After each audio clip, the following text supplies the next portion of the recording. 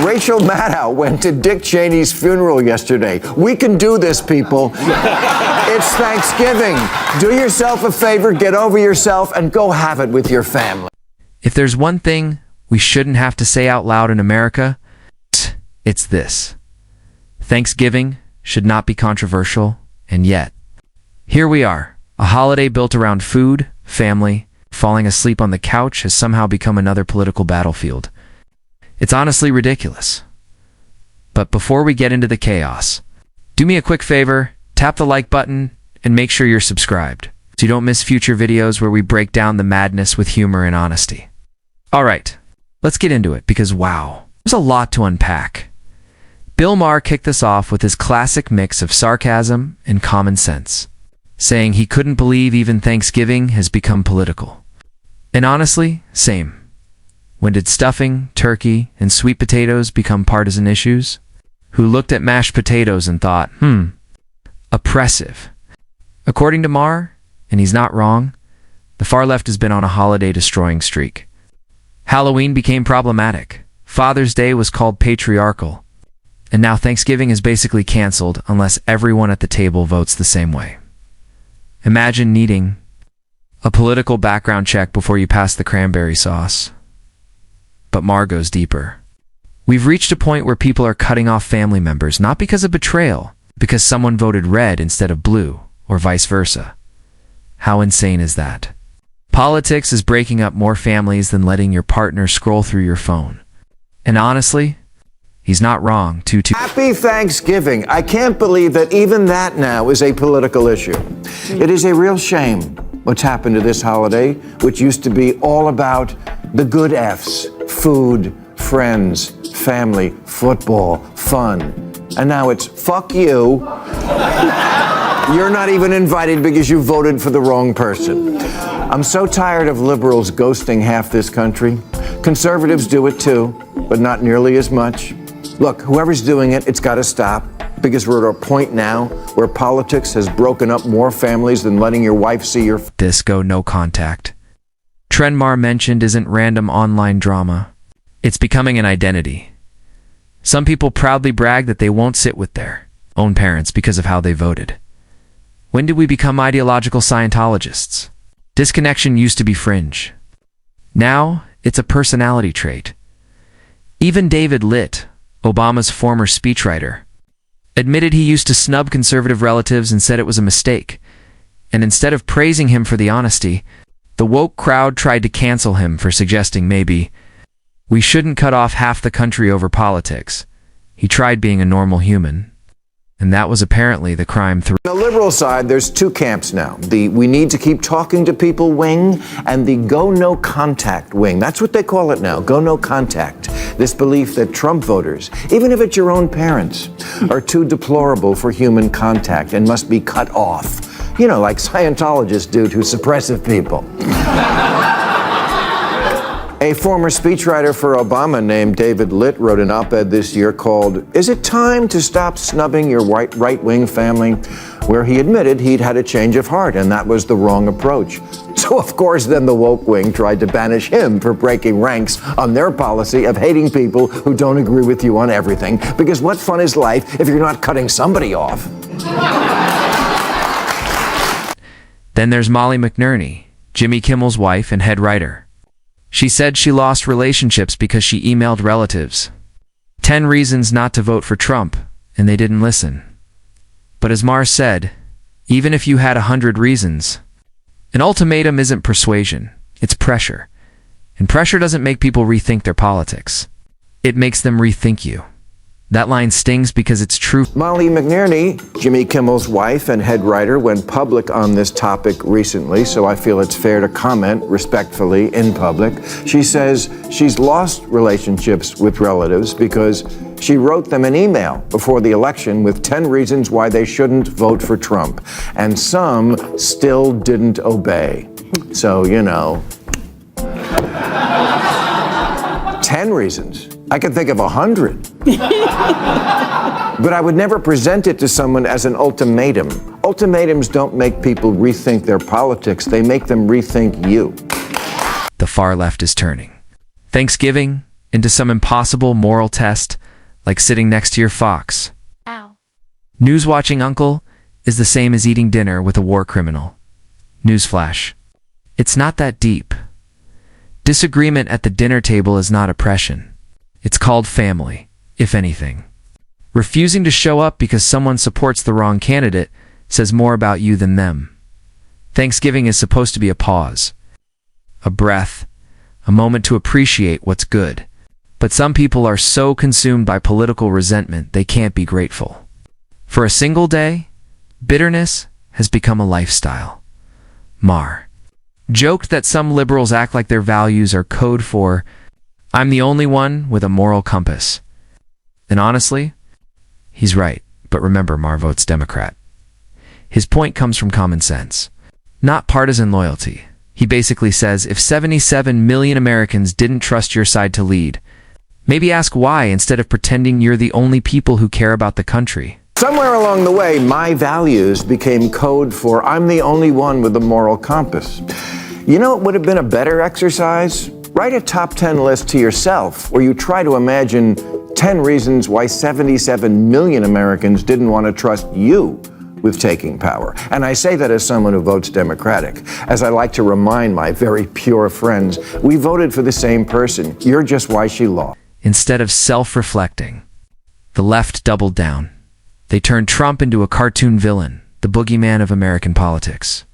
Instead of debating, organizing, and persuading, they melted down emotionally. Every day became a new crisis.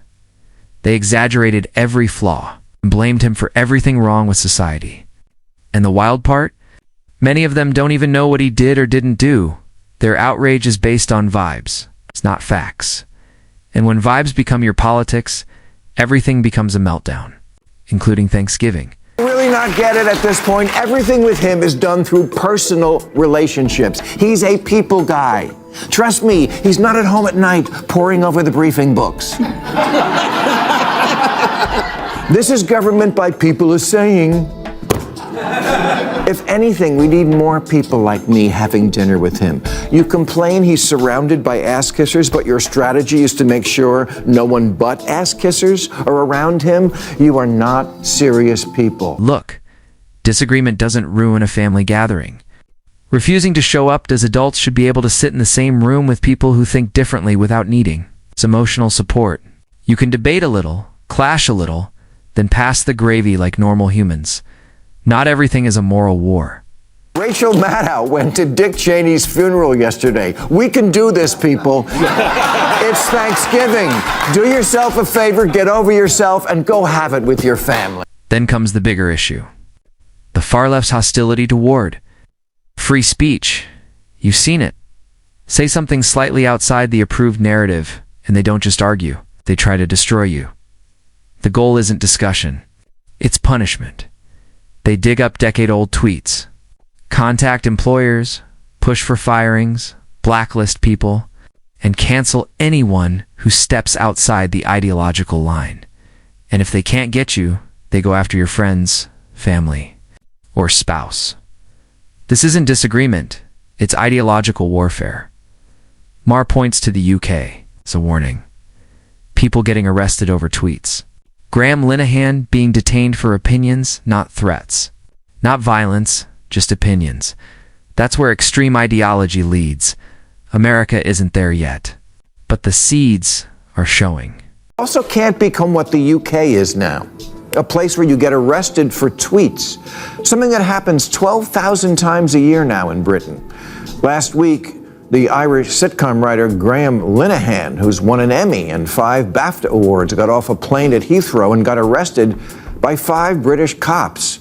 Not because he was selling drones to the Houthis, just because he's a crank who spends way too much time online ranting about gender ideology, which is an odd obsession for a comedian from across the pond, because if men weren't allowed to dress as women, British comedy wouldn't exist. Maher gives another example.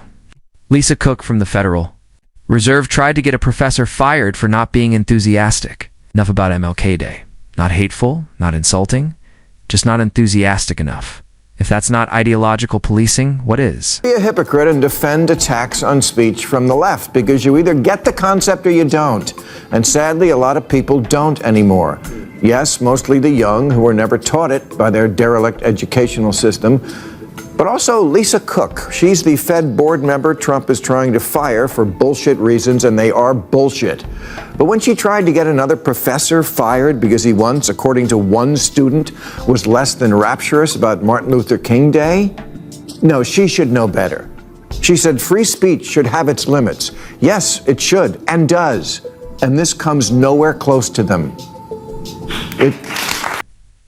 Maher quotes Ricky Gervais. If you don't protect speech you find offensive, then you don't believe in free speech. Free speech only matters when it protects what you don't like. Freedom means hearing annoying things, uncomfortable things, eye-roll-worthy things. It includes J.K. Rowling's essays, Dave Chappelle's jokes, and Linehan's rants. You don't have to like any of it, but you don't get to demand people be fired, silenced, or punished over a punchline. In the words of that great Brit, Ricky Gervais, if you don't believe in a person's right to say things that you might find grossly offensive, then you don't believe in freedom of speech. You shouldn't have to eat your words at the airport. The chicken Alfredo on the flight was bad enough. So, Linehan may be crude, but there's plenty of non-crazy people, liberal people, who think the left has gone a little mad with trans issues. Some have expressed that opinion with literary sophistication, like J.K. Rowling. Some by getting big laughs, like Dave Chappelle. And some are downright ugly about it, like Linehan. But ugly is the price of a freedom so great as speech. That's not progress. That's authoritarianism with emojis. And here's where it ties back to Thanksgiving. The mindset is the same. Conform or you're out. Agree completely or you don't deserve a seat at the table. That's not how families work. That's not how freedom works. That's not how democracy works, a healthy society. Debates ideas instead of destroying people. It allows nuance. It accepts complexity. It understands disagreement as normal, not dangerous. The biggest threat we face isn't Trump's tweets or your uncle's political takes. It's the cultural pressure demanding silence and ideological purity. Thanksgiving should be the break from all that, a reset.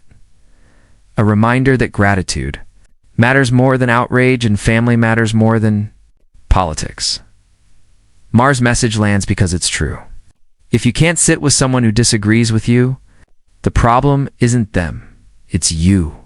Politics shouldn't break families. Holidays shouldn't become battlefields. Free speech shouldn't be conditional. And disagreement shouldn't be treated like violence. Thanksgiving reminds us that unity doesn't require uniformity and gratitude is still possible in a divided world. If you enjoyed this breakdown, hit like, subscribe, and drop a comment.